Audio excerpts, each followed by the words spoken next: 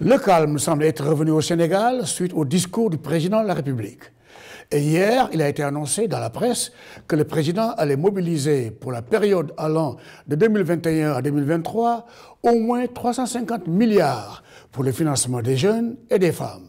Pas mal. Mais cette nouvelle peut être considérée par les uns comme la continuation de son discours d'apaisement et par les autres comme un autre pas en arrière dans ce qu'ils considèrent comme une reculade du président. Dans les deux cas, ce qu'il importe de retenir, c'est la décision du chef de l'État de satisfaire une jeunesse insatisfaite. Pas mal non plus.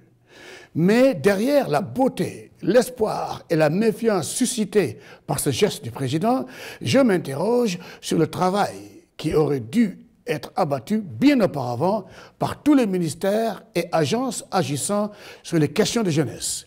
Si un travail a été fait par ces départements, qui détiennent tous des fonds pour la jeunesse, quels en ont été les résultats? Y a-t-il eu des évaluations? Va-t-on suivre la trace de l'argent? Y a-t-il des sanctions?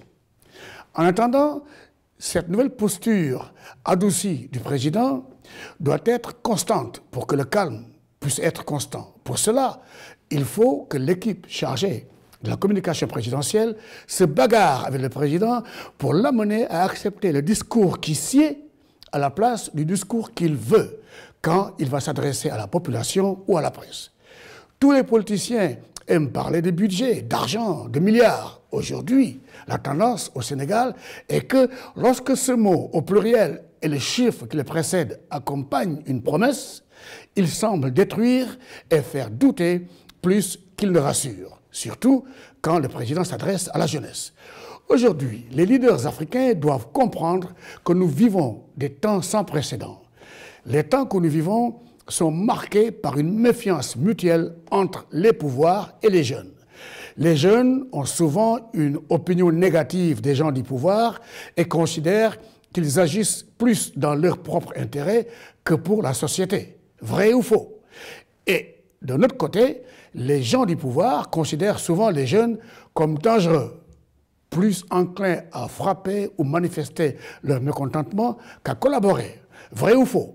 En ce qui concerne le Sénégal, cette mésintelligence entre le pouvoir et la jeunesse est accentuée par la difficulté que les jeunes ont à trouver un emploi, qu'ils soient bien formés, diplômés ou non. Et puis, disons-le clairement, au Sénégal, les jeunes ne sont pas visibles dans les instances de décision et leurs points de vue et opinions sont presque jamais pris en compte. Face à cette situation, les jeunes s'impliquent fortement dans les affaires de la société par l'Internet, les réseaux sociaux et dans de nouvelles formes de mobilisation. Il est très facile d'annoncer que des centaines de milliards seront investis dans la jeunesse, mais il est très difficile d'expliquer clairement comment cet argent sera utilisé pour les jeunes. Ça aurait été mieux pour nous et plus agréable et rassurant pour nous encore d'entendre que cet argent sera aussi investi dans la formation des plus jeunes, ceux qui vont débuter l'école primaire à la rentrée prochaine. Que cet argent sera utilisé pour mettre en place des moyens modernes par les réseaux sociaux, de l'enseignement de l'instruction civique, de l'enseignement de la morale, de la valorisation du drapeau national. Que cet argent servira aussi à la construction de maisons des jeunes et de la culture moderne et au renforcement des capacités financières et techniques des enseignants dont personne ne doute de l'importance dans la fabrication du Sénégalais de demain. Nous le savons tous, ce sont ces tout petits qui vont commencer l'école à la rentrée prochaine qui feront face au pouvoir demain, qu'ils soient formés, diplômés ou non. Gouverner, c'est prévoir. Et les temps sans précédent appellent des réactions et des compassions sans précédent.